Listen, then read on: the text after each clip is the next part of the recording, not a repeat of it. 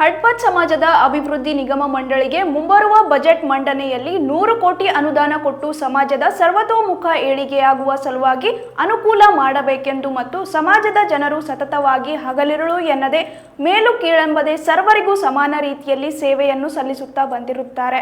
ಆದರೆ ನಮ್ಮ ಸಮುದಾಯದ ಮೇಲೆ ಬಳಸುವ ನಿಷೇಧಿತ ಪದ ನಿಷೇಧವಿದ್ದರೂ ಜನರು ಬಳಸುತ್ತಿದ್ದಾರೆ.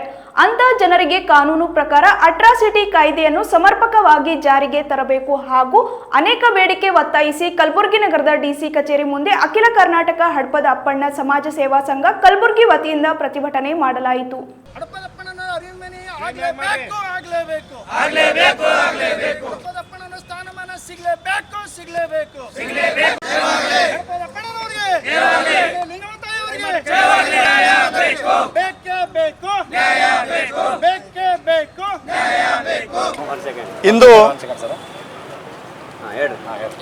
ಇಂದು ಕರ್ನಾಟಕ ರಾಜ್ಯಾದ್ಯಂತ ಹಡ್ಪದಪ್ಪಣ್ಣ ಸಮಾಜದ ಮಾನ್ಯ ಸಿದ್ದರಾಮಯ್ಯ ಸರ್ಕಾರ ಮತ್ತು ಘನ ಸರ್ಕಾರದಲ್ಲಿ ವಿನಂತಿಯನ್ನು ಮಾಡಿಕೊಳ್ತಾ ಇದೆ.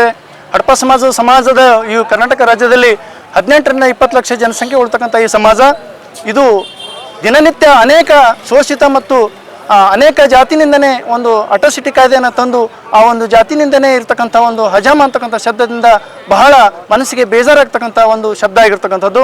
ಕರ್ನಾಟಕ ಸರ್ಕಾರವು ಈಗಾಗಲೇ ಹಿಂದೆ ತಮ್ಮ ಸರ್ಕಾರದಲ್ಲಿ ಸಹ ಘೋಷಣೆ ಮಾಡ್ತೀವಿ ಅಂತೇಳಿ ಆಶ್ವಾಸನೆ ಕೊಟ್ಟಿದ್ರಿ. ಆದರೆ ಈಗಾಗಲೇ ಅದು ಜಾರಿಗೆ ಬಂದಿಲ್ಲ. ಕಾನೂನಾತ್ಮಕವಾಗಿ ನ್ಯಾಯಯುತವಾಗಿರ್ತಕ್ಕಂಥ ಆ ಒಂದು ಹಜಾಮ ಅಂತಕ್ಕಂಥ ಶಬ್ದವನ್ನು ಅಟ್ರಾಸಿಟಿ ಜಾರಿಯನ್ನು ಜಾರಿಗೆ ತಂದು ಕಾನೂನಾತ್ಮಕವಾಗಿರ್ತಕ್ಕಂಥ ನ್ಯಾಯ ಕೊಡ್ತಕ್ಕಂಥ ಕೆಲಸ ಮಾಡಬೇಕಂದು ಮಾನ್ಯ ಸರ್ಕಾರ ಸಿದ್ದರಾಮಯ್ಯ ಸಾಹೇಬರಲ್ಲಿ ಮನವಿಯನ್ನು ಮಾಡ್ಕೊಳ್ತಾ ಇದೆ. ಈ ಕರ್ನಾಟಕ ರಾಜ್ಯದಲ್ಲಿ ಸುಮಾರು 18-20 ಲಕ್ಷ ಜನಸಂಖ್ಯೆ ಉಳ್ತಕ್ಕಂಥ ಸಮಾಜ ಅನೇಕ ತಾವು ಹಿಂದುಳಿದ ಸರ್ಕಾರ ಅಂತ ಹೇಳ್ತೀರಿ, ಆದರೂ ಮನಮುಟ್ಟುವಂತೆ ಇಲ್ಲಿವರೆಗೆ ಪೂರ್ಣವಾಗಿರ್ತಕ್ಕಂಥ ಬೇಡಿಕೆಗಳನ್ನು ಇನ್ನೂವರೆಗೆ ಮುಟ್ಟಿಲ್ಲ.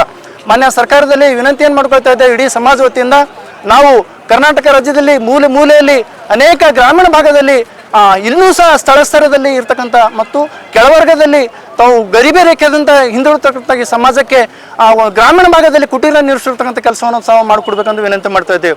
ಅದೇ ರೀತಿಗೆ ಬಸವ ಕಲ್ಯಾಣದಲ್ಲಿ ವಿಶ್ವವಿಖ್ಯಾತವಾಗಿರ್ತಕ್ಕಂಥ ಅರಿವಿನ ಮನೆಯಲ್ಲಿ ಬಸವಣ್ಣನವರು ಪಕ್ಕದಲ್ಲಿ ಇರ್ತಕ್ಕಂಥ ಹಡಪದಪ್ಪಣ್ಣನ ಅರಿವಿನ ಮನೆ, ಆ ಅರಿವಿನ ಮನೆಯಲ್ಲಿ ಕಾಣದ ಕೈಗಳು ಏನಪ್ಪಾ ಅಂತಂದ್ರೆ ಜಾತೀಯತೆಯನ್ನು ಹೇಳ್ತಕ್ಕಂಥ ಕೆಲವು ಸಮುದಾಯಗಳು ಅಲ್ಲಿ ತಾವು BKDBಯನ್ನು ನಿರ್ಮಿಸಿದ್ರೆ ಕರ್ನಾಟಕ ಸರ್ಕಾರ ವತಿಯಿಂದ ಅಲ್ಲಿ ಅರಿವಿನ ಮನೆ ಪಕ್ಕದಲ್ಲಿ ಇರ್ತಕ್ಕಂಥ ಹಡಪದಪ್ಪಣ್ಣನವರ ಗವಿಯಲ್ಲಿ ಹಡಪದಪ್ಪಣ್ಣನವರ ಒಂದು ಮೂರ್ತಿಯನ್ನು ಸ್ಥಾಪನೆ ಮಾಡಿ ಮತ್ತು ಅದಕ್ಕೆ ನಾಮಕರಣವನ್ನು ಮಾಡಬೇಕು. ಯಾಕಂತಂದ್ರೆ ಅನುಭವ ಮಂಟಪ 12ನೇ ಶತಮಾನದಲ್ಲಿ ಒಂದು ನಿರ್ಮಾಣ ಆಗಬೇಕಾದ್ರೆ ಹಡಪದಪ್ಪಣ್ಣನವರು ಸಿದ್ದರಾಮ ಮತ್ತು ಅಲ್ಲಂ ಪ್ರಭುಗಳು ಬಂದಾಗ ಇದು ಸೂಕ್ತ ವ್ಯಕ್ತಿ ಇವರು ಅಲ್ಲಂ ಪ್ರಭುಗಳು ಅಂತ ಹೇಳಿರ್ತಕ್ಕಂಥದ್ದು ಏಕೈಕ ವ್ಯಕ್ತಿ ಹಡಪದಪ್ಪಣ್ಣವರು. ಅಂದ್ರೆ ಮೂಲ ಅಲ್ಲಿಂದೇ ಆ ಒಂದು ಅನುಭವ ಮಂಟಪ ಪರಿಕಲ್ಪನೆಯನ್ನು ಹುಟ್ಟಿರ್ತಕ್ಕಂಥದ್ದು. ಹಾಗಾಗಿ ಹಡ್ಪ ಸಮಾಜದ ಭಾವನಾತ್ಮಕವಾಗಿರ್ತಕ್ಕಂಥ ಸಂಬಂಧವನ್ನ ಅದಕ್ಕೆ ಇದೆ. ಹಾಗಾಗಿ ತಾವು ದಯಾಳಾಗಿರ್ತಕ್ಕಂಥ ಬಸವತತ್ವವನ್ನು ಯಾವ ರೀತಿ ತಾವು ಆಚಾರ ವಿಚಾರಗಳಲ್ಲಿ ಜಾರಿಗೆ ಮಾಡ್ತಕ್ಕಂಥ ಮುಖ್ಯಮಂತ್ರಿಗಳೇ ತಾವು ತಮ್ಮಲ್ಲಿ ವಿನಂತಿ ಮಾಡ್ತೇವೆ ಸಮಾಜ ವತಿಯಿಂದ. ಈಗಾಗಲೇ ತಾವು ಈ ಒಂದು ವಿಷಯ ಕುರಿತಂತೆ ಹಲವು ಬಾರಿ ಸಮಾಜ ಹೋರಾಟವನ್ನು ಮಾಡಿದೆ, ಮನಿಪತ್ರವನ್ನು ಸಲ್ಲಿಸಿದೆ. BKDB ಅಡಿಯಲ್ಲಿ ಬರ್ತಕ್ಕಂಥದ್ದು ಸಮಾನತೆ ಆಗಿರ್ತಕ್ಕಂಥ ಹಡಪದಪ್ಪಣ್ಣವರು ಬಸವಣ್ಣನವರು ಇರದೇ ಇದ್ದಲ್ಲಿ ಬಸವಣ್ಣನವರು 40 ವರ್ಷ ರಾಜಕೀಯವಾಗಿ ಆಡಳಿತ ಮಾಡುತ್ತಿರ್ತಕ್ಕಂಥದ್ದು ಇತಿಹಾಸ ಇರ್ತಿರ್ಲಿಲ್ಲ.